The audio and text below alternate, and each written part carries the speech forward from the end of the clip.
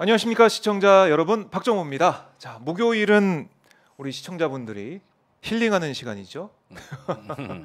네, 힐링 방송이라는 수식어를 앞으로 좀 계속 붙여보려고 합니다. 김종대 교수님 나와 있습니다. 안녕하십니까? 안녕하십니까? 네, 요즘처럼 힘들고 어렵고 답답하고 이런 상황에서 힐링이 되는 방송 어떻습니까? 그래서 제가 조회수는 꾸준히 유지를 하고 있는데 네. 전반적으로 이 대한 언론의 요즘 아하. 전반적인 네. 접속자 조회수가 그래요. 굉장히 떨어지고 있어요. 네, 지쳐가는 것 아주 같아요. 비수기란 말이야. 비수기다. 비수기. 이럴 예. 때는 어떻게 해야 되느냐? 어떻게 됩니까? 놀아야 돼. 물어뜯고 두들겨 패다가 보면 네. 피곤하잖아. 그렇죠. 어. 때리는 것도 힘들죠, 사실은. 때리는 것 두들겨 자체도 패다 보면 두들겨 내 주먹도 아파 사실은. 예. 그럴 때는 놀아야 돼요. 음. 저기 성질만 내고 절망에 빠지면은 나만 손해요. 제가 이렇게 어떤 그 세미나나 이렇게 집회 현장에 가면은 이제 네. 조금 중년 이상에 되신 분들이 굉장히 화가 많이 나셔가지고 저한테 질문이 이런 거예요. 네. 어떻게 해야 윤석열 끌어내릴 겁니까? 음. 어떻게 해야 됩니까? 그런데 제가 이제 다 듣고 있다가 네. 화가 많이 나셨군요. 이해합니다. 공감도 하고요. 그런데 어떻게 해야 되느냐는 네. 저한테 물을 게 아니라 여러분들이 희망이라는 사실을 아는 것으로부터 출발하는 겁니다. 저는 여러분들이 희망이라고 생각합니다. 네. 한 사회의 10%의 시민만 대응 담론을 망설이지 않고 어떤 그 저항 담론을 확산시키면 한 사회가 파시즘의 전체주의 사회로 전락하지 않습니다. 네. 그 10%가 침묵할 때는 이제 대책이 없어요. 이제 5%가 되고 2%가 되고 1%가 되고 그러면서 이제 중도층을 구성하는 한 4, 50%의 사람들이 극렬 지지자 30%의 포섭이 된다고. 그러면 이게 전체주의거든요. 근데 나머지 10%, 20%가 이제 침묵해 버리면 네. 그게 전체주의입니다. 그래서 침묵하지 않는 여러분들이 희망이지. 그 이상의 희망이 어디 있습니까? 그렇죠. 이 자체가 이기고 싸우는 겁니다. 아니 손자병법에 훌륭한 장수는 선승구전이다. 네. 먼저 이겨놓고 싸움을 한다. 선승구전 내가 참 좋아하는 구절이에요. 미리 이겨놓고. 이겨놓고 싸우는 거다. 그렇지 싸워봐야 이기는 줄 아닌 줄 안다는 건 무능한 장수라는 거예요. 이거는 싸워서 이길 확률이 50%가 안 되고 네. 이겨놓고 싸우는 사람 그런 장수가 훌륭한 장수다. 그러니까 우리가 무언가 이제 저항을 하고 싸움을 한다고 할 때는 네. 우리가 희망이라는 걸 알아야 되고 그래요. 승리의 가능성을 확신하고 있어야 되고 과학적 방법론이 나와야 되고 네. 이런 것들을 이제 만들어 나가고 쌓아 올리는 거거든요. 그게 이제 이기는 길이고 승리하는 길이고 이 자체가 희망인데 왜 절망합니까 우리가? 지금 이기는 길로 가고 있다. 그럼 희망의 길로 가고 있다. 근데 자꾸 이제 어떤 그 나쁜 에너지가 있어요. 네. 처음에는 외로워요. 윤석열이 왠지 내 자유를 뺏어가는 것 같고, 그러면서 우리의 어떤 행동의 자유, 표현의 자유가 네. 제한되는 것 같고, 이런 것들이 이제 쌓이고 쌓이다 보면은 외로움이 분노로 바뀌어. 그 분노가 다시 절망감으로 바뀌어. 이게 이제 나쁜 감정이 진행되는 순서거든요. 네. 그럼 그걸 나쁜 방향으로 안 가는 게 중요하지 않습니까? 물론 거기서 탈출한다면은 그것도 하나의 어떤 그 좋은 경로가 될 수가 있죠. 네. 절망 속에서 희망을 찾아서 탈출하면은 그건 상관이 없는 건데 거기 머물러 있는 수가 있다고. 그러면 이제 적대, 증오, 혐오의 나쁜 감정 외에는 건질 게 없어. 건질 게. 거기 있으면 안 돼요. 빠져나와야 돼요. 그렇습니다. 네. 절망에 빠져나오는 시민이 이기는 시민이고, 그런 시민들이 이제 어떤 우리 사회 민주 공화정에 든든한 어떤 바탕으로서 네. 이렇게 가는 건데 대부분 이렇게 절망을 잘 느끼시는 분들의 얘기를 들어보면은 그 절망감의 이면에는 네. 이분이 굉장히 지금 외롭구나 하는 느낌을 저는 좀 받아요. 많이 이렇게 주변하고 단절돼 있거나 고립되고 그런 가운데서 이제 본인의 행동의 자유가 또 어떤 그 사고의 자유가 점차 위축돼서 네. 깊은 수치심을 느끼는구나. 남들한테 그런데 이걸 말을 못 하니까 외로운 거예요. 그래서 외로움, 수치심, 절망 이런 감정들은 세트로 묶여서 다니는 거다. 네. 그런데 우리는 그것을 스스로 치유하고 회복할 수 있다. 이런 어떤 스스로의 힘을 확인하고 네. 이제 동료 시민과 연결되는 과정이 있잖아요. 그럼요. 이 과정이 우리한테 연대. 기쁨을 줍니다. 기쁨을 주고 내가 혼자가 희망을 아니구나. 주는 거고. 네. 그래서 누군가 있구나. 그렇지. 그래서 이제 요즘 종교인들이 맨 앞줄에 서는 이유가 바로 그런 것들이에요. 네. 치유하겠다, 회복하겠다 이런 이유들 때문에 이제 그 심리와 정서에 민감한 종교인들이 주로 앞장서는 그런 또 의미가 있군요. 그렇습니다. 네. 네. 그리고 이제 종교인들도 앞장서고 있지만 또 김종대 교수님도 저희 오마이 TV 방송 목요일마다 나오셔가지고 희망을 말씀하고 계시고 그러니까 절망에서 빠져나오고 연대할 수 있는 그런 메시지를 주시잖아요.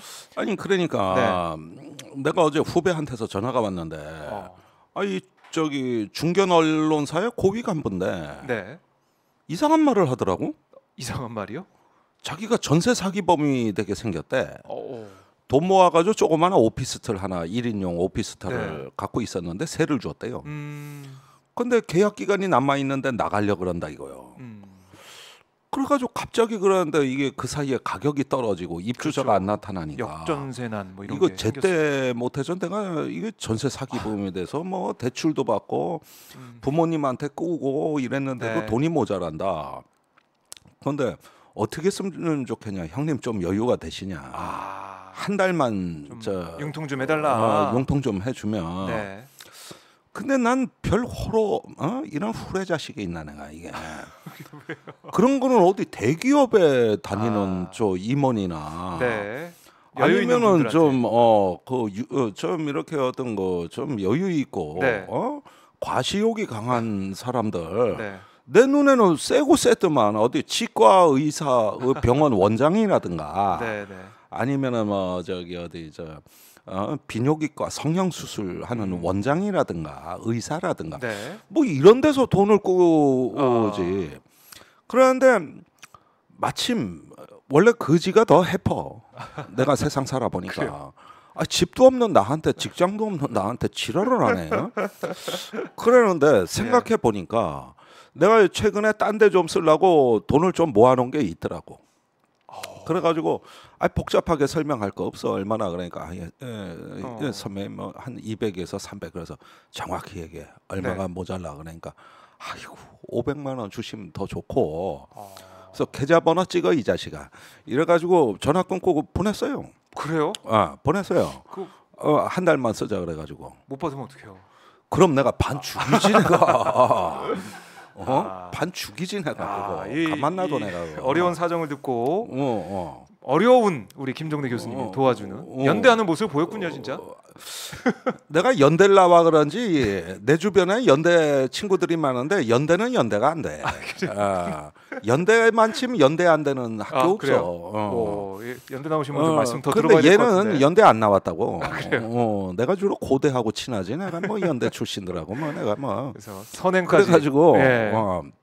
선행도 아니요 그냥 뭐 서로 있을 때 서로 이렇게 하는데 이 자식 3년 만에 전화 와가지고 돈 얘기를 하네. 3년 만에. 그래가지고 알았어 줄게 이 자식아. 네. 이래가지고 했는데 뭐 한 달 후에 갚는지 안 갚는지 궁금합니다. 확인해 보겠습니다. 그런데 제가 네. 옛날에도 유명한 한국의 이름만 들어도 알만한 무기중개상 옛날에 자가용 비행기까지 끌고 다녔던 사람 꼭 푼돈을 나한테 끌어와요. 그래요?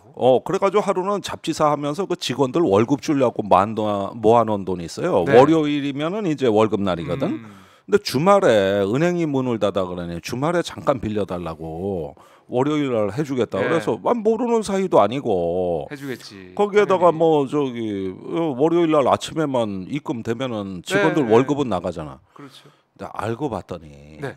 그게 갚을 돈이 아니라 그리고 이제 주말에 돈을 보내줬는데 그 뒤로 1년간 잠적을 한 거야. 그러니까 그 어려움, 그 어려운 회사에서 당장 월요일 날 직원들 월급 줄 돈이 없어졌네. 이게 내가 자영업자인데. 눈앞이 캄캄한 상황이네요. 비상사태였지.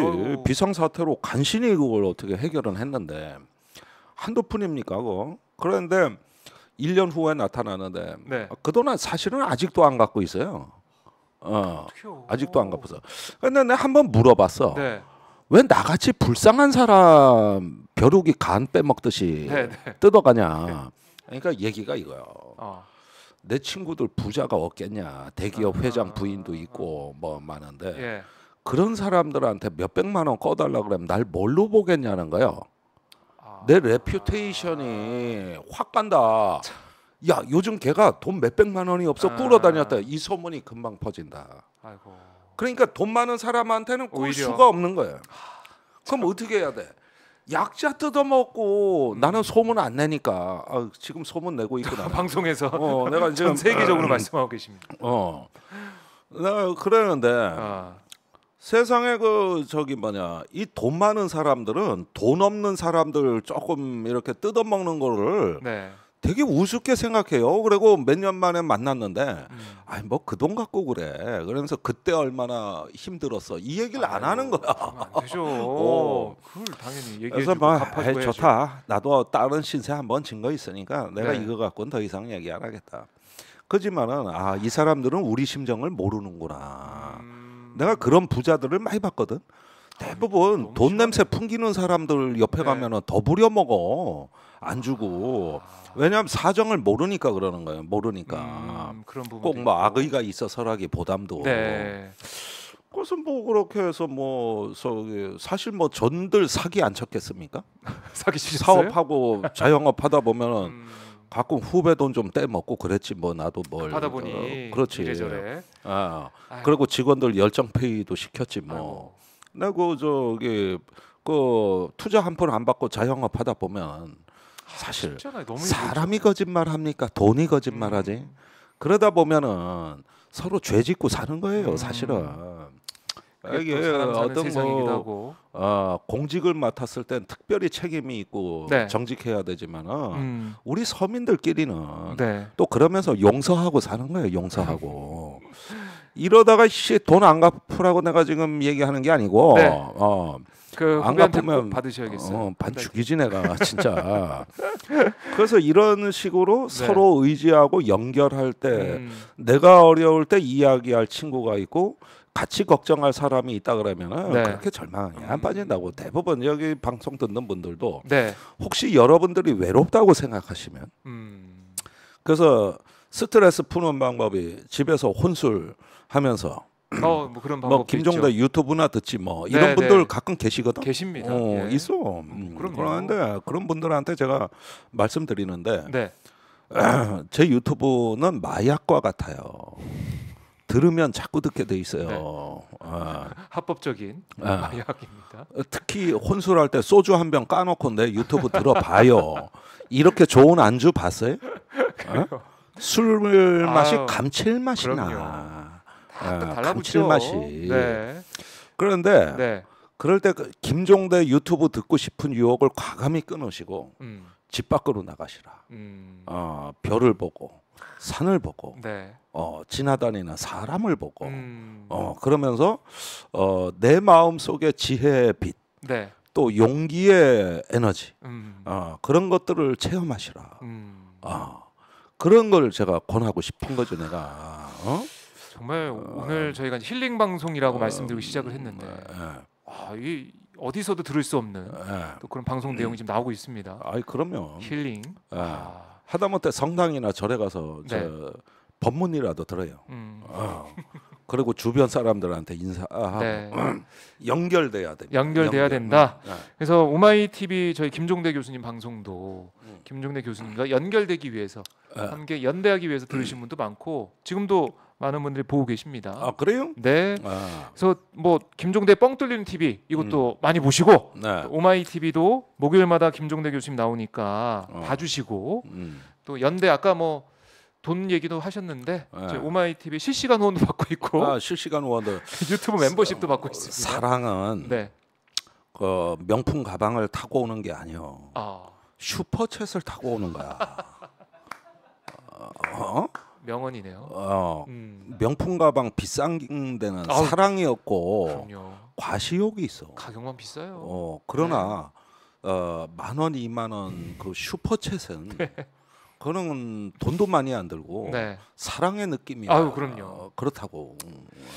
사랑은 슈퍼챗을 타고 온다. 그렇죠. 오늘 김종대 교수님 이 한마디만 슈퍼챗을 쏘고 네. 저녁에 데이트하면서 음. 사랑하는 사람한테 나 오늘 슈퍼챗 쐈어. 너를 생각하면서 네. 너에게 좋은 세상을 보여주고 싶었어. 그래서 대한 언론에 네. 오. 슈퍼챗을 쐈어. 멋지다. 이렇게 이야기하면 뿅 가. 그렇네요. 그렇다고. 어디서든 들을 수 없고 어, 뭐 어디서든 사실 할 수 없는 음. 그런 특별한 걸 널 위해서 했다. 그렇지. 여러분들 꼭 써먹으시기 바랍니다. 네. 실시간원 받고 있고요. 유튜브 멤버십도 좀 받고 있는데 네. 오마이TV가 그러니까 뭐 사실은 음. 신문은 구독료가 있고 네. 또 뭐 공영방송 공중파 뭐 KBS 같은 경우는 시청료를 내지만 오마이TV 저희도 유튜브 멤버십 이걸 네. 통해서 월 구독료, 월 시청료 네. 이거 좀 말씀을 좀 드리고 있는데 네. 이게 그래도 대한 언론에서도 중요한 부분 아니겠습니까? 당연하죠. 여기에 대해서 좀 또 설명 좀 부탁 좀 드리겠습니다. 그러니까 그게 일정 정도 뭐냐면은 우리가 어떤 큰 그 재벌 기업의 네. 그 정치 자금이나 광고료에 의존하지 않고 어떤 시민의 따뜻한 목소리에 액수는 적겠지. 네. 그러나 그런 것에 의존해서 깨끗한 방송하자. 정직하게 말하자. 네. 눈치 보지 말자. 그 옛날 노 대통령 말했다나 네. 더럽고 안 입고 온 꼬락서니 좀 안 보고 그다음에 더러운 꼴 좀 안 보고 네. 이런 걱정 좀 안 하고 살고 싶다. 이런 마음을 받는 거거든. 이런 마음을 받는 거예요. 그러니까 그런 네. 그런 마음에서 모아두면 이게 좋은데 쓰일 수 있다는 확신, 그런 거죠, 뭐. 네. 뭐 여기서 뭐 삼성전자에서 광고를 주겠습니까? 현대건설에서 광고를 주겠습니까? 네. 그건 다 우리하고는 상관없는 얘기들이에요. 그런 면에서 뭐 저는 소중하다고 생각해요. 네. 소중한 시청자들의 네. 마음이 모여서 방송을 만들어가고 있다. 네. 이렇게 생각해 주시면 고맙겠습니다. 네. 오사라님께서 네. 실시간으로 해주셨습니다. 그렇군요. 김종대 교수님 말씀을 듣고 예. 오늘 내가 오마이TV에 슈퍼챗 슈퍼챗 쌌다 이렇게 주변에 내가 말씀하시려고. 이래서 살맛이 나 내가. 그렇죠. 이게 사람 사는 세상의 그렇지. 모습이고요. 살맛이 나는 거죠. 예, 언제 공개 방송 때 꼭 초청해드리겠습니다. 예. 맨 앞자리로 특별히 오사라님. 모시겠습니다. 네, 말씀을 꼭 해주십시오. 네. 자, 김봉신님도 김종대 교수님 방송은 마음의 보약입니다. 이렇게도 평가를 해주고 계십니다. 예. 자, 이렇게 힐링하는 내용으로 잠깐 말씀을 좀 나눠봤고요. 네. 자, 그래도 저희 현안에 대해서 짚어봐야 되니까 예. 어제 아침에 문자 받으셨습니까? 받았습니다. 받으셨군요. 네. 야, 그 새벽에 음. 대피 준비하라는 문자를 받게 될지 몰랐는데 네. 어디서 받으셨어요? 언제 택시 안에서 뉴스공장 출연하러 아침에 막 마포대교를 넘으려던 시점에 네. 거기서 받았어요. 깜짝이야. 그런데 나만 받은 게 아니라 앞에 운전하시는 분까지 받으니까 택시 안이 그냥 시끄러워지더라고. 갑자기 이어서 이러니까. 이거 뭐요 해서 내용을 봤죠. 예. 내용 저 내용입니다. 예. 자, 그런데 딱 읽는 순간 뭐가 좀 이상하다. 내가 이거는 북한이 로켓을 발사했구나 이렇게 짐작은 했어요. 그렇죠. 우리는 이제 알고 있으니까. 오늘 내일 하고 있었어요. 그런데 이 경보는 뭐냐? 서울 지역의 경경 발령. 그리고 국민 내용도 여러분께서 이상하고 대피할 준비를 하시고. 이게 분명히 로켓에 의한 그 발사라면 네. 이 로켓이 정상 발사가 안 돼서 무슨 사고가 났다거나 아니면 추가적인 조짐이 보였거나 네. 뭔가가 있어야 되는데 이게 알 수가 없단 말이에요. 그러면 원래대로라면 저런 경보가 발령이 나면은 택시를 갓길로 세우고 내려야 돼요. 사실은 이게 비상시 국민행동 요령이 그렇게 돼 있어요. 근데 전혀 그럴 마음이 안 생기는 거야. 이럴 리가 없거든. 그래가지고 운전사 선생님한테 신경 쓰지 마시고 계속 가던 길 가세요.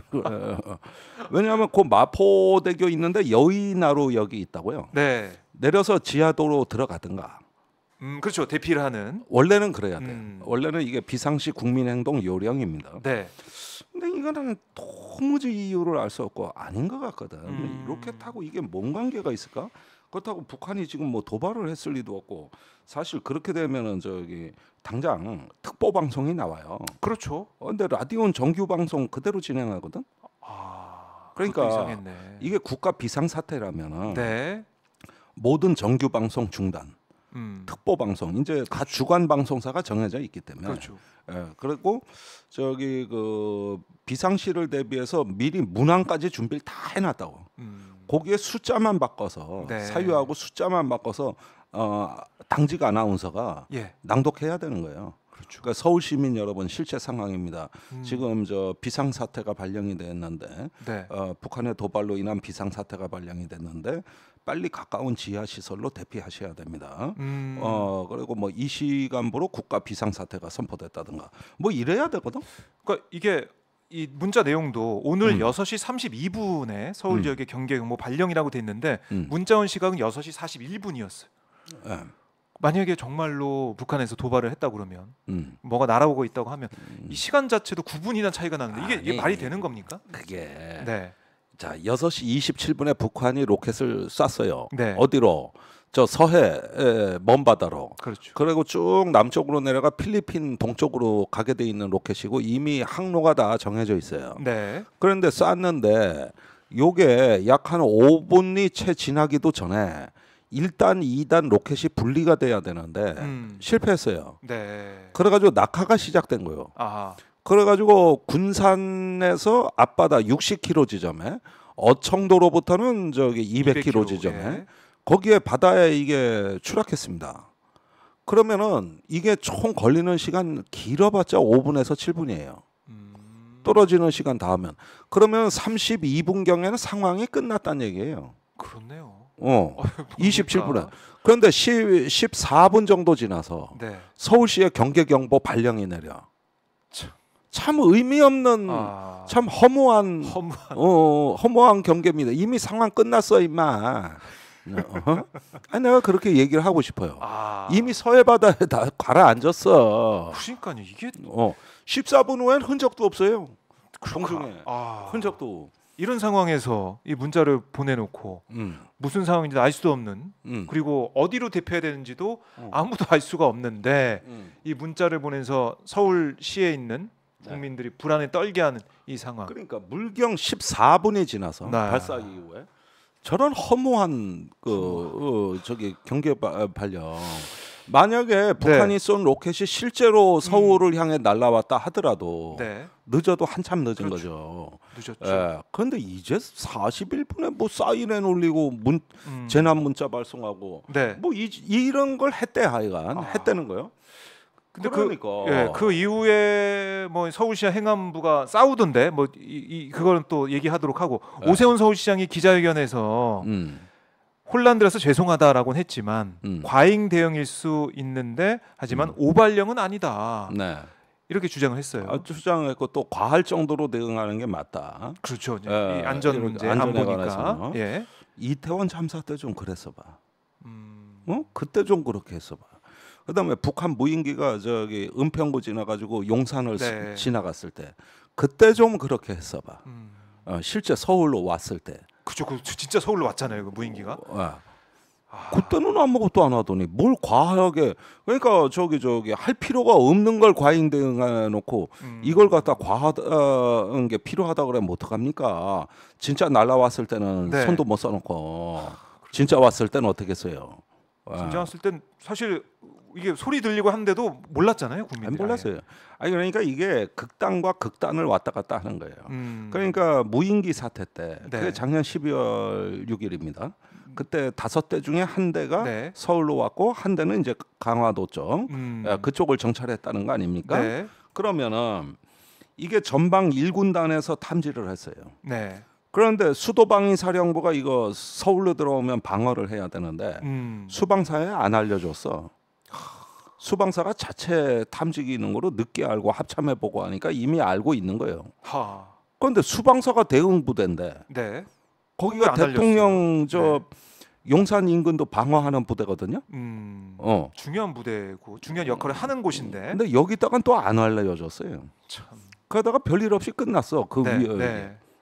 그러는데 이번에 보니까 서울시 해명 중에서 이상한 대목이 나와요. 어제 기자회견을 했잖아요. 예. 그때 이 경계경보 발령은 수방사 요청에 의해서 발령을 내린 거래요. 그런 얘기가 있었습니다. 예. 네. 그러면은 이게 그 무인기 그 침범 사건이 있고 나서 여러 명 문책을 당했다고. 그때 과오자 문책한다 그랬다고. 네. 그러듯이 그냥 탈탈 털어버리면서 조사하고 그러니까 이번에는 어떻겠어? 야, 무조건 오면은 무조건 뿌려. 네. 이렇게 바뀐 거지. 아. 그러면은 무인기 사태 때는 대응 주체가 수방사인데 아무것도 몰랐고 네. 이번에 로켓은 수방사가 대응 주체가 아니라고. 그건 합참이 공군하고 해서 하는 거예요. 아, 수방사는 또 관련이 없는 그런 관련이 상황. 없는 사건, 대응 주체가 아닌데 네. 이번에는 또 정보를 받아가지고 서울시에 전달도 했다는 거 아니야, 수방사가. 그러니까 극단과 극단을 왔다 갔다 하는 거예요. 대응해야 될 때는 아무 일도 안 했고 네. 이번에는 이렇게 안 뿌려도 되는데 불필요한 정보 공해를 일으킨다고 이번에는 또 국민들 혼란스럽게 거예요. 만들고. 예, 이래서 수방사가 요청했다. 이게 서울시 관계자 말이고. 네. 그 다음에 또 말을 한 게 뭐냐면 행정안전부에서 그 문자 지령이 왔다. 네, 맞습니다. 지령이 왔는데 네. 경보 미수신 지역은 자체적으로 경보를 발령하라 그랬대요. 네. 근데 여기서 말하는 경보 미수신 지역은 뭘 말하는 거냐? 대청면하고 백령면에 네. 그 비상경계령이 발동됐지 않습니까? 그렇습니다. 그런데 그 면 단위에서 발령을 해도 네. 리 단위나 왜 이렇게 동 단위로 들어가면은 미처 모르고 있는 사각지대가 있을 거 아니에요. 그렇죠. 수신 안 되는 지역. 거기다 발령하라는 거예요. 행안부는.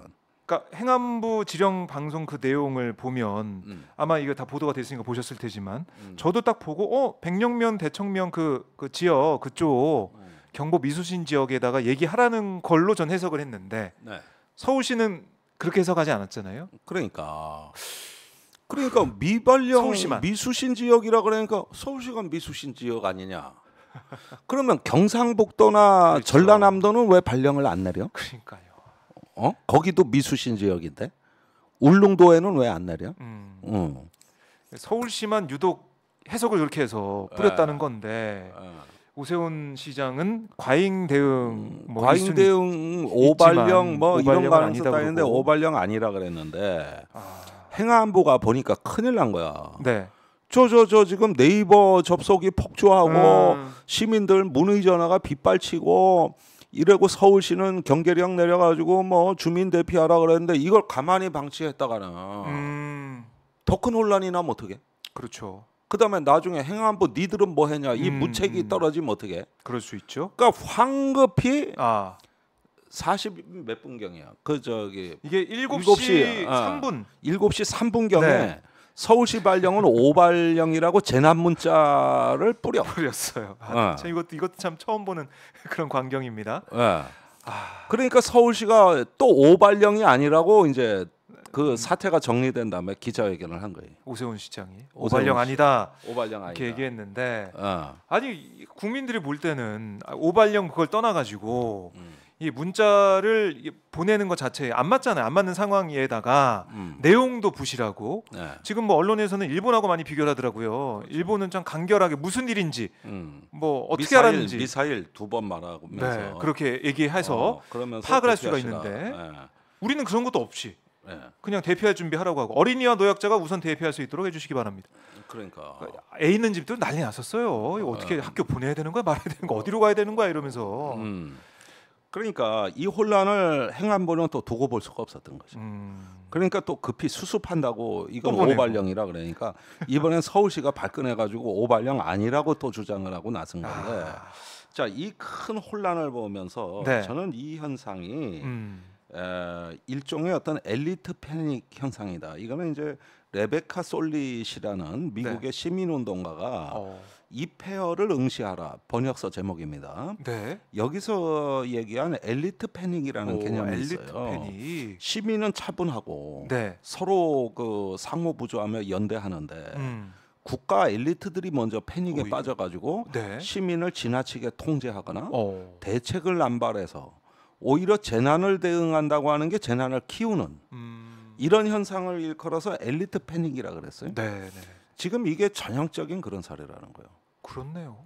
지금. 자, 재난에 대응한다고 문자 뿌리고 오발령이다 이 소동이 오히려 재난을 키우고 있는 거거든요. 그게 더 재난처럼 느껴져요 지금. 그러면 과하게 대응을 한다 뭐 이런 사실 위기 관리에서는요 그 대응이 과하다 약하다는 중요하지 않아요. 신중하고 정확해야 되는 거예요. 그렇죠. 신중하고 정확하게 대응했느냐가 중요한 거지. 과하게 대응을 했냐, 약하게 대응을 했냐 이런 문제는 주관적인 문제고요. 그러니까 주관적인 그걸 이제 예상을 하고 예방적 차원에서 어떻게 대응했냐, 네. 또 그런 상황이 발생할 때 어떻게 대응할 것이냐 매뉴얼이 네. 만들어져 있어서 정확하게 대응을 하는 게 중요하다. 정확하게 사태 이 위협의 본질을 직시하고 네. 내가 그 정확한 행동을 용기 있게 책임 있게 수행하는 이런 공직자를 원하는 거예요. 네. 그런데 이번에 서울시가 왜 이렇게 오도방정을 떨면서 경거망동을 했냐면 이거 이태원 참사의 후폭풍입니다. 그때 서울시장 외국가 있었잖아요. 그렇죠. 그다음에 저기 뭡니까? 그 저기 구청이나 이런 데서는 책임 회피만 박희영 하고 구청장. 상황은 전파가 안 되고 네. 이러는 것들이 이제 돼가지고 서울시가 청문회 불려 나가가지고 들들 볶였거든. 그러다 보니까 강박관념이 있는 거 아니야. 이제는 뭔 사태가 있는데 늦어버리면은 이제 나중에 책임 추궁이 쏟아질 거다. 타이밍. 빨리. 그러니까 이런 것들이 이제 쌓인 거예요. 네. 거기에다 아까 수도방위 사령부 역시 마찬가지예요. 여기는 무인기 사태 때 대응에 실패했잖아요. 네. 그리고 자기들은 정보도 못 받았고 정보를 전파도 못했던 거예요. 예하부대한테. 그러니까 이번에는 확실히 해야겠다. 이러니까 이번에는 그때는 무대응의 문제였다면은 지금은 과잉 대응이 문제가 되는 건데 그러니까 이게 극단과 극단이에요. 그렇네요. 극단과 극단이에요. 이태원 참사 그래서 이후에. 이거를 네. 어떤 위협의 본질을 직시하면서 내가 시민들 안전을 위해 책임 있게 해야 될 이런 어떤 그 저기 무게를 느끼고 내가 훈련한 대로 평소에 고민한 대로 이럴 때 나는 이렇게 하겠다는 어떤 자기의 소신을 가지고 상황을 관리하는 게 아니고 과거에 문책당하니까 이 사태가 끝난 이후로 나한테 쏟아질 책임 추궁이 뭐지? 너 그때 뭐 했어? 분명히 이렇게 들어오니까 뭐든 해야 되는 거야. 뭐든 해놔. 이게 재난을 키우는 거죠. 이게 재난을 키우는데 이게 관료들이 네. 이런 몇 가지 행태를 보이는데 첫째, 사태 수습 이후에 나한테 쏟아질 책임을 계산한다. 둘째, 내가 통제해야 된다. 네. 다른 조직이나 경쟁 집단이 통제하면 안 된다. 내가 통제해야 된다. 이렇게 하면서 자신이 주도권을 잡으려는 경향이 있고 네. 세 번째는 관료 조직 사이에 경쟁이 벌어지는 거거든요. 이런 현상들이 다 합쳐지면은 무슨 일이 일어나냐면 엘리트 패닉 현상이 일어나는 거예요. 이제 두려움과 혼란에 빠지는 거예요. 시민은 안 그러는데. 그렇죠. 그것이 오히려. 이제 사태를 키우는 거예요. 우리나라 국민들은요, 북한이 뭘 쏘았든 말든 네. 핵실험을 하든 말든 그거 갖고 놀라는 국민이 아니에요. 평온한. 이 정도 담력이면 예. 미국의 네이비실 그 해군 특수부대의 정예요원 수준의 담력을 예. 전 국민이 다 갖고 있어. 놀라지 않는 국민이에요. 그렇죠. 사실 북한이 뭐 핵을 터뜨렸다, 미사일을 쐈다 이 정도의 불편함은 네. 일기예보에서 비가 온다고 말하는 것 수준의 불편함이요. 그러지 뭐 서울을 불바다로 만든다 어쩌다 북한이 위협을 해도 그게 대형마트 오늘 휴무일 같이 불편하진 않아. 그러니까 그 정도로 우리 국민들이 그 정도로 패닉이 안 빠져요. 그렇죠. 사재기 없어요. 네, 그동안 많이 이제 겪어왔던 이 경보 발령이 모든 걸 바꾸는 거예요. 오히려 더 불안했어요. 비상사태가 아닌데 비상사태로 만들어 버리는 거죠. 뭔지도 모르겠고. 그게 바로 두려움과 혼란에 빠진 음. 그 엘리트 패닉 상태, 공황 네. 상태의 엘리트 현상들이에요. 음. 이게 이제 불필요한 저기 혼란과 두려움을 네. 만들어내는 거지. 아. 만들어내는 거예요. 사실 여기에 제일 황당한 당사자는 북한이요. 북한이요? 네. 네. 아 우리는 쏘지도 않았는데. 저기 저 서해상으로 미리 네. 예고하고 다 쐈는데 남조선 쟤들끼리 위급 재난 문자 가지고 난리네. 왜 그걸 그러니까 그래가지고? 이게 네. 저기 우리 그 관료 조직이 어떤 우리한테 가해지는 위협과 싸우는 게 아니라 네. 자기가 나중에 그 추궁당할 책임감과 싸우는 거예요. 아. 나중에 되는데. 나한테 떨어질 불이익을 계산하면서 네. 그것과 싸우는 불이익과 싸우고 그 저기 뭐냐 면피성 대책을 남발하는 거지. 면피성 대책. 그러니까 면피성 대책. 안보 조치가 남용되고 네. 이게 오남용되기 시작하면서 이제 그 일종의 어떤 공해가 발생하는 것이죠. 이게 엘리트 패닉 현상이에요. 이게 이거 다 교과서에 나오는 얘기예요. 이거. 그래요. 교과서에 나오는 일들이 지금 눈앞에 펼쳐지고 있는 그런 모습인데. 그러면 이게 예. 제가 여러 번 얘기한 게 작년부터 그때 청와대 위기관리센터 그 무력화하고 용산으로 옮기고 하면서 제가 두고 봐라 이 정부는 재난에 취약한 정부가 될 거다. 그 분명히 시스템이 네. 작동 안 한다. 그럴 만한 이유가 있다. 이제 이걸 방송에 나와서 여러 번 얘기를 했는데 네. 보십시오. 작년에 폭우 사태 때 윤석열 대통령 집 밖에도 못 나왔어요. 그러니까 집에 무슨 뭐 상황실이 설치돼 있다고 나중에 변명하는데 새빨간 거짓말이죠. 그 당시에 그런 얘기 했었어요. 아크로비스타의 아파트에 무슨 상황실이 설치돼 있어. 거짓말도 좀 그럴듯하게 좀 해봐. 예. 집 밖에도 못 나왔죠. 그렇죠. 뭐 헬기로 뭐 이동하냐 마냐 뭐 그런 얘기 나오다 그냥. 그다음에 네. 저기 저 카카오 먹통 사태 때 이때 이때 또 난리가 났잖아요. 네. 그래가지고 저기 대통령이 뭐라 그랬냐면은 그 사이버 이게 카카오 먹통 사태는 이거 국가 안보 문제다. 이건 민간 기업 문제가 아니다. 그렇죠. 국가의 안보 문제다. 그래가지고 무슨 일이 벌어졌어? 범정부 사이버 안전 TF가 대통령 지시로 만들어져가지고 네. 김성한 안보실장이 직접 주재했습니다. 여기에 과기부, 뭐 정통부, 검찰, 네. 경찰, 국정원, 방첩사 다 들어갔어요. 다 들어갔는데 예. 다시는 이런 일이 없도록 하라 그랬거든. 근데 이번에 네이버 먹통 사태 뭡니까? 맞아요. 가장 중요할 때 먹통이 됐어요. 아니 방송에 아무것도 안 나오니까 네. 다들 소식이 그렇죠. 궁금하고 위급해서 네이버 접속했다가 접속하는 순간 트래픽이 증가해서 다운돼 버렸어요.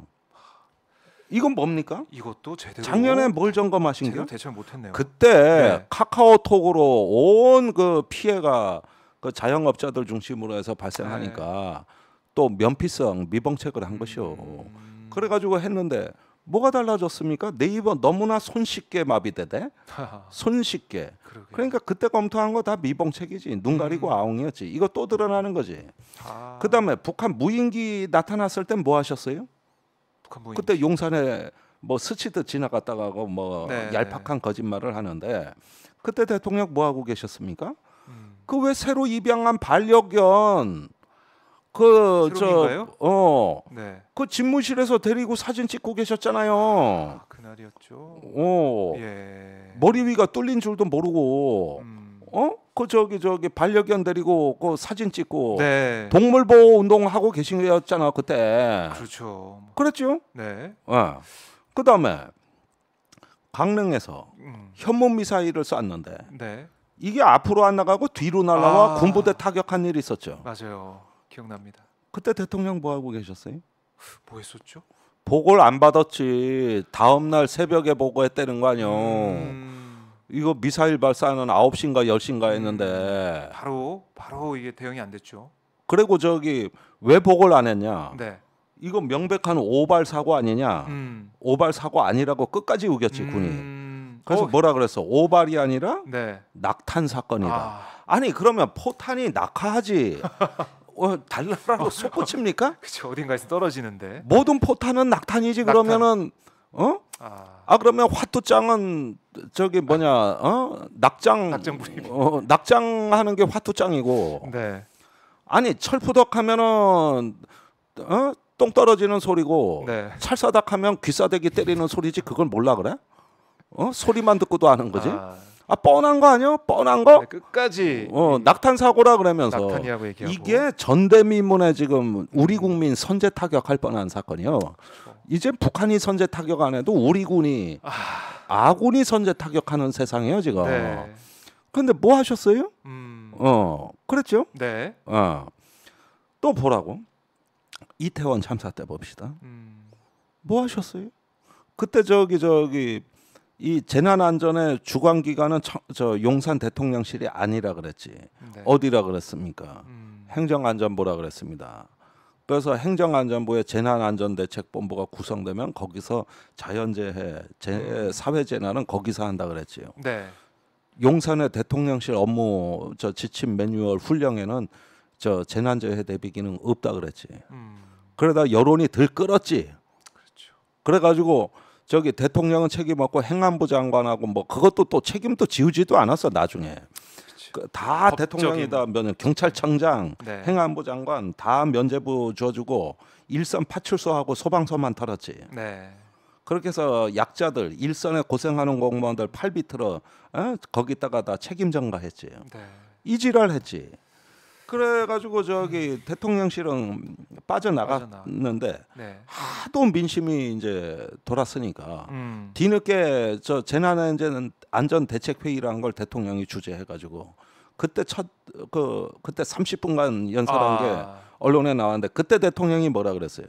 그제서야 재난안전에 주된 임무는 대통령실이다. 네. 총괄타원은 이 말을 처음 했는데. 아니 헌법에 나오는 말 한마디 하는데 그렇게 어렵더라고. 국민의 생명과 안전에 그러면 무한 책임을 진 최종 결정자가 그럼 대통령이지 그래. 그걸 갖다가 그동안 아니라고 벅벅 우기다가 네. 그 말 한마디 하는데 정말 오래 걸렸습니다. 그래서 앞으로 컨트롤 타워는 용산 대통령실이다 이렇게 했는데 그러면 그렇게 시스템 바꿨나요? 안 바꿨어요. 그렇게 안 된 것 같아요. 안 바꿨어요. 네. 지금도 그대로예요. 그래서 저런 참사가 터지면 또 똑같아요. 안 바뀌었다니까. 네. 그러니까 뭐 하는 신용. 아니 지금까지 예. 내가 폭우 사태, 네. 이태원 참사 사태, 카카오 먹통 사태, 무인기 사태, 네. 이태원 참사 5건 해가지고 이게 제일 작년에 큰 재난재해인데 네. 이 중에 단 한 건이라도 어떤 저 국가의 리더십이 살아있던 사례가 있었으면 얘기를 해봐. 강릉의 오발 사건까지. 네. 그 오발탄 사건 맞잖아. 그렇습니다. 그런데 곱창은 오발탄이 맛있어. 갑자기. 뭐 체인점 많어. 네, 그래요. 좋아하시는군요. 좀 비싸서 그렇지. 왜냐? 네. 오발탄 생각하면은 창자가 뒤틀려. 그게 맛있는 저 대창이지 이제. 그러니까 저희가 5개를 쭉 정리해봤는데 바뀐 게 없이 없어요. 지금 이 상황까지 이어져 왔다는 것이고 네. NSC가 열리지 않았습니까? NSC도 그래요. 네. 네, 그것도 제가 설명을 드릴게요. 윤 대통령이 안 나왔다 하던데. 아까 얘기한 예컨대 네. 강릉의 오발탄 사건 이런 걸로는 NSC가 안 열리죠. 안 열리지. 그렇죠. 그리고 열렸다 해도 대통령이 안 나오지. 네, 안보실장이 그때 안 나왔죠. 주재를 하더라고요. 예. 안 나왔어요.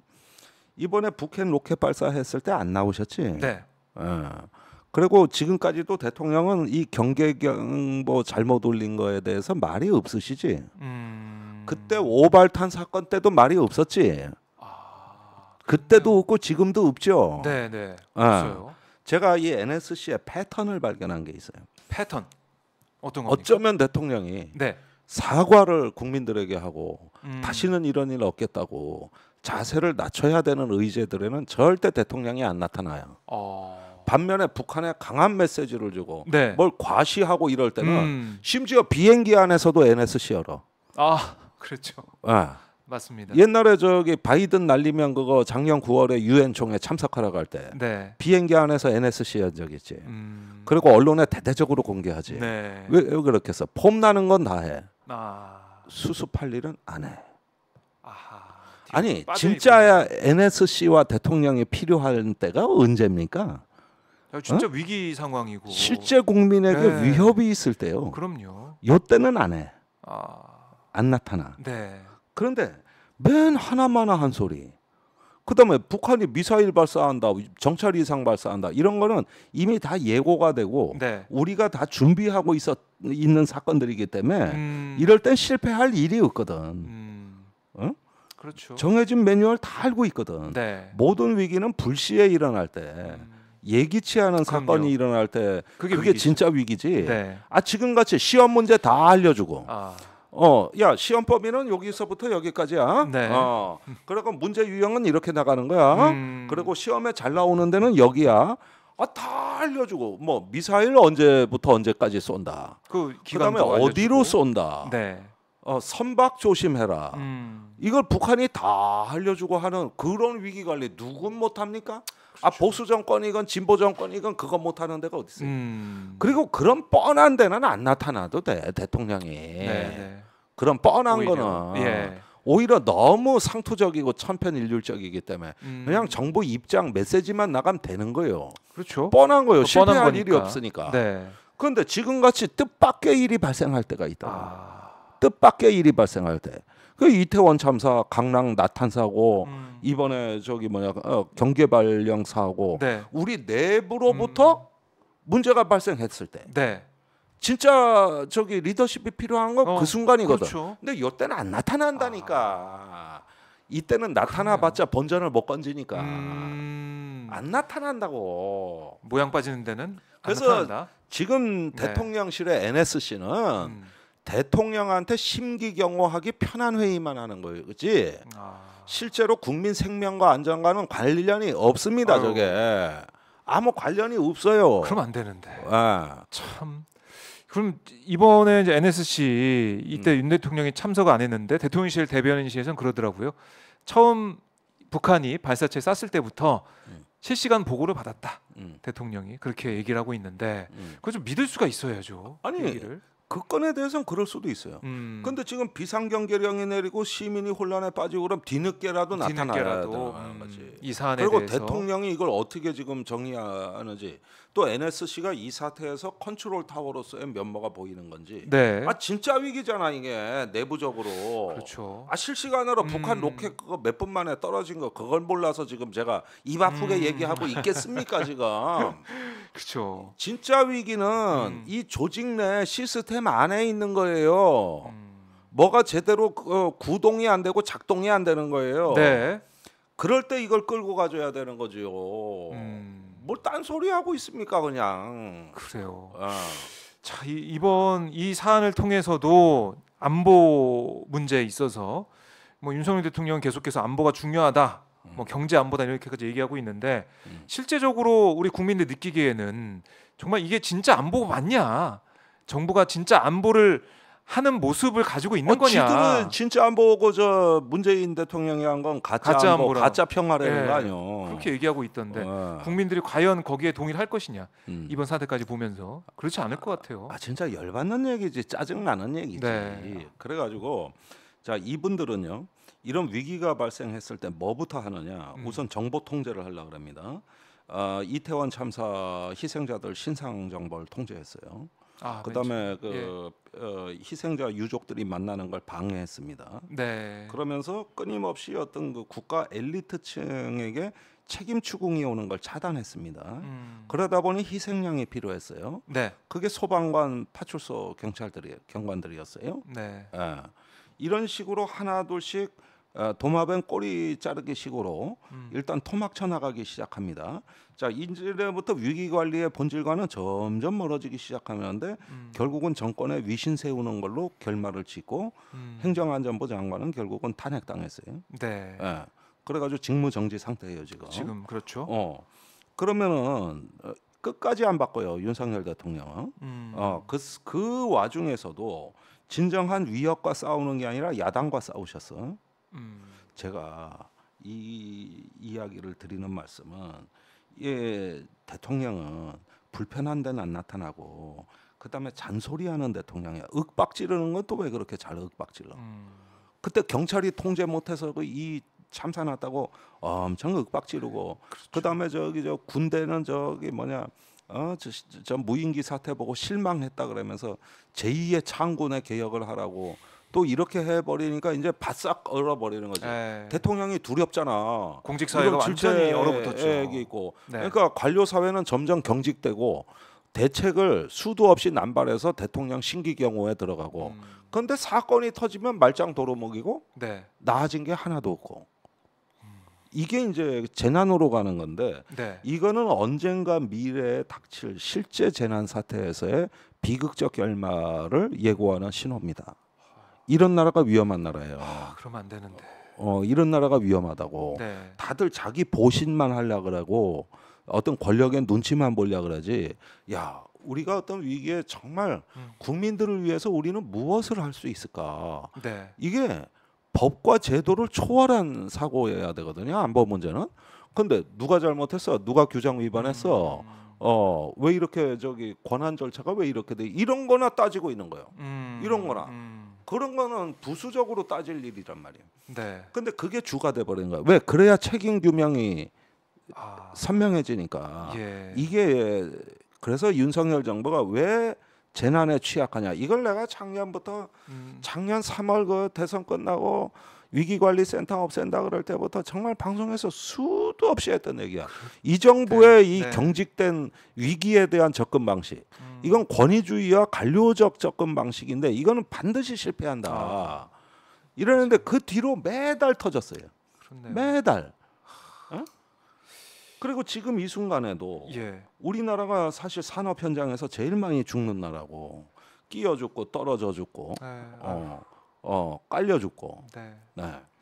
이게 재해가 계속 벌어지고 있는데. 세계에서 OECD 국가 중에 제일 높고 사망 비율이.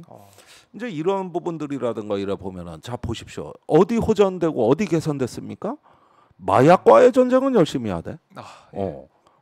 그럼 뭐 마약이 죽고 사는 문제는 아니야. 사실 큰 사회 문제긴 하지만. 네. 그러나 사람의 생명과 안전에 관한 문제에서 뭐가 개선됐죠? 그렇게 잔소리하고 윽박 지르니까 더 나빠지지. 경직되니까. 더 대응도 잘 못하게 되고 유연한 그렇지. 대응도 못하고. 그리고 또 이제 윤석열 정부가 지금 노조 대응에 있어서도 강경 대응을 하고 있는 상황 아니겠습니까? 아이 그렇죠. 그러니까 결국 자기 편, 그러니까 자기 지지자들, 지지층들을 향해서 또 기업들을 향해서는 또 해외로 눈을 돌리면은 미국과 일본 향해서는 다 퍼주고 마음 좋은 그런 모습만 다 퍼주는 모습만 보여주다가 국내에 와서 자신을 비판하는 야당이나 뭐 시민사회나 국민들의 목소리는 귀를 닫고 강경 대응하고 뭐 이번에 경찰이 곤봉 휘두르듯이 이렇게 윽박지르는 모습만 보이다 보니까 이게 과연 대통령 모습이 맞느냐 이런 지적이 나오는 거겠죠. 대표적으로 이 정부가 우리나라가 실패 국가가 될 수도 있다는 거. 그거는 이제 위기에 대한 대응력에 있어 유연성이 떨어지고 네. 민주적이고 참여적인 어떤 시민과 이렇게 뿌리 내리는 어떤 거버넌스로서의 그 책임과 역할이 굉장히 결여돼 있고 언론과 표현의 자유가 위축되고 있고 이런 나라가 어디에서 문제가 생기냐 하면은 어떤 큰 위기에 대한 경고 재난의 신호를 갖다가 포착하지 못합니다. 관료적이고 권위적 체제가 그걸 가로막습니다. 이렇게 됨으로써 재난을 키우는 거지. 재난에 대한 대응 그 자체가 재난을 키우는 거예요. 그러니까 옛날 뉴올리언즈 그 미국에 그 태풍 불었을 때 시민들이 자발적으로 서로 구명 장비를 동원해서 구조한 게 1,000명이 넘습니다. 근데 주 방위군이 구한 게 30명이 안 돼요. 그런데 주 방위군이 시민을 통제하려고 하다가 희생자가 더 커진 거야. 시민들이 자력 구제를 하는데 질서 유지한다는 명분으로. 그러니까 이럴 때 참사가 터졌을 때 이태원 참사에서도 봤듯이 시민을 통제하려고 그런다. 안보 위기가 있으면 어떻게? 시민들의 이제 그 사상 색깔을 통제하려고 그런다. 그러다가 편가르기가 시작된다. 그러다 이제 참사가 커지는 거지. 음. 위기의 강도가 높아지기 시작하는 거죠. 이런 점들이 이게 바로 엘리트 패닉 현상이다. 오늘의 키워드였습니다. 엘리트 패닉 현상. 네. 아, 오늘도 한 시간이 후딱 갔는데 네. 저 이 명강의를 음. 제 오마이 TV를 통해서 들을 수 있어 너무나 행복하다 이런 말씀을 시청자분들이 좋습니다. 하실 것 같고요. 자, 오늘도 그래도 마치기 전에 뭐 네. 하시면서 보고 아. 계셨는지 이것도 잠깐 들어봐야 되지 그러죠. 않겠습니까? 예, 댓글 올려주십시오. 저희가 힐링 방송이기 때문에 예. 여러분들의 댓글을 항상 지켜보고 항상 저희가 고맙게 읽고 있습니다. 네. 자, 여러분들 이 방송 어디서 또 뭐 하시면서 보셨는지 궁금합니다. 자, 마약보다도 먹고 사는 게 더 급하다는 말씀도 하고 계시고 네. 그리고 아, 정말 이 윤석열 대통령이 좀 뭐 하고 있었는지 그것도 궁금하다. 네. 어제 그 위급 재난 문자가 왔을 때 뭐 하고 있었냐 이런 말씀도 하고 계시고 또 오세훈 서울시장은 이때 만약에 경계 관련된 문자를 뿌렸을 때 네. 대피하라고 막 대피 준비하라고 하는 문자 뿌렸을 때 뭐 하고 있었냐 오세훈 시장은 이런 말씀도 아까 댓글을 통해서 말씀을 하시더라고요. 그만큼 글쎄요 지금 아까 말씀하신 것처럼 엘리트 패닉 현상 특히 지도자들이 제대로 역할을 못 하고 있는 이런 것들 여기에 대한 불신이 워낙 크기 때문에 그거를 불식을 시키는 게 지도자의 역할이고 앞으로 국민과 화합과 통합을 원하는 그런 지도자의 모습일 수도 있는데 그게 안 되고 있다. 이런 지적이 나오는 것 같고요. 자, 오렌지님이 사무실에서 듣고 있어요. 루도님이 집에서 겉절이 담으면 겉절이 아 좋아요. 아, 싱싱하게 담아가지고. 아, 좀 다양한 이 댓글 상황이 나올 때마다 저희도 그 삼겹살 좀 놀랍니다. 구시지. 삼겹살. 겉절이에다가 삼겹살 좀 먹으면 좋은데. 네 오늘 저녁 예. 삼겹살 추천합니다. 예. 자, 그리고 후쿠오카에서 보고 계신다고 섬나라님 나라 걱정에 속 터져서 냉커피 마셔요 이런 말씀도 주고 계시고요. 오사라님은 어린이집 안 간 아들은 곤충 유튜브. 나는 김종대 교수님. 뭐 아주 고맙습니다. 모자간에 그 아주 그 저 유튜브를 좋은 시간을 보내고 계시네요. 아주 유익한 거 보시네. 네. 자, 그리고 손바닥님이 설거지 끝나고 누룽지 먹으면서 듣고 있어요. 누룽지 먹고 싶다. 세종이게 나라야 내면 집에서 컴하다 멋진 강의 시작합니다. 집에서 컴하시면 유튜브 켜놓으셨구나. 네. 항상 목요일 오후 2시에 오시면요 김종대 교수님의 멋진 강의를 실시간으로 보실 수가 있습니다. 알람을 딱 시계 알람 맞춰두세요. 설거지 끝나고 누룽지. 손바닥님 춘천에서 미싱하며 듣는 졸리제이님. 네. 금천구에서 주식 차트 보면서 오르셨나요? 뭐 재미 좀 보셨나 모르겠어요. 예. 재미 보셨으면 실시간 후원 슈퍼챗 사랑은 슈퍼챗을 타고 온다고 하니까요. 네. 보내주십시오. 매장에서 근무하시는 이정님. 아유 힘드시겠다 일하시는구나. 그러게요. 참 요즘에 날씨도 더워가지고 그러게 말해요. 축축 처지는데 힘내십시오. 속이 타서 시원한 김순애님. 저희는 오늘 냉수 마시면서 방송했습니다. 냉수 마시면서 그러니까 냉수 마시면서. 네 맞아요. 네. 운전하며 듣는 이수님. 이정님이 좋은 방송 항상 감사합니다 이렇게 하셨고요. 참 밤낮 나라 걱정이다라는 오렌지님의 댓글도 있었고. 오발령으로 오세훈은 개명하라. 룰로랄라님. 일본 교토 나왔어요. 교토. CSY님 양배추 썰면서 교토에서 양배추 썰면은 그 어떤 상황이지? 아마 이 교토 양배추 썰어서 이제 반찬 드시려고 하시는 것 같은데, 네 맛있게 드십시오. 진진님이 중국에서 얼마 전에 중국 갔는데 유튜브 많이 보신다 그러더라고요. 그래요? 교포님들 그 볼 게 없으니까 그럴 수도 현지에서. 있죠. 오마이 TV 좀 많이 보시라고 좀 해주시죠. 예. 아파트 건설 현장에 계신 BW님 안전에 각별히 유의하시기 바랍니다. 그래요. 먹고 사는 문제입니다라고 이 BW님 말씀 주셨고. 밭에서 참깨 속간에다 어떻게 듣지? 이게 틀어놓으시고 딱 두시면서 크게 소리를 키우시고 그러시는 것 같아요. 김묵님. 밭에서 참깨 속다가 그러니까 정말 다양한 일을 하시면서 저희 아이, 방송을 그럼요. 보신다는 게 예. 진짜 놀랍습니다. 맞습니다. 너무나 감사드립니다. 예. 네, 이정희님이 김종대 선생님 너무 재밌어요. 거의 뭐 재미로 치면은 대한민국 탑 클래스입니다. 이 예. 김종대 교수님이 오마이 TV 함께 많이 해주시고요. 김은나라님이 청소하다가 듣고 계신다. 오염수 국제기구에 제소를 해야 한다고 하던데 정부는 안 하겠죠? 이런 질문도 주셨는데 어떻게 대응할 거라고 보세요? 정부가 오염수 뭐 한심하고 불안합니다. 이것도 국민 생명과 안전에 그렇죠. 관한 문제. 이것도 안 보여 대통령이. 이것도 안 그렇네요. 보여. 대통령은 다 쭉 빠져 빠진다니까. 있는. 좀 불리하고 좀 뭐 할 말 없는 것들은 빠져버린다. 예. 그래요.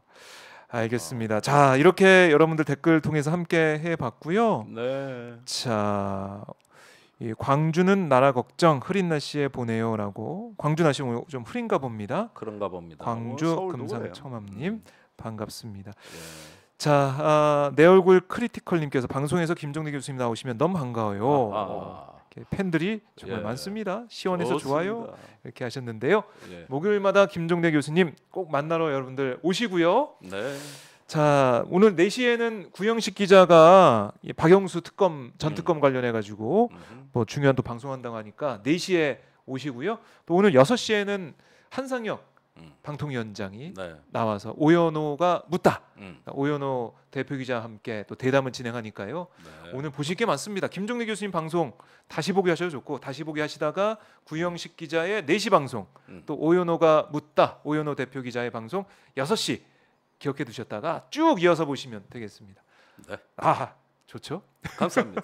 네. 교수님 말씀 잘 들었고 다음 주에도 어기영 씨 뵙겠습니다. 네, 목요일에 돌아오겠습니다. 고맙습니다. 네.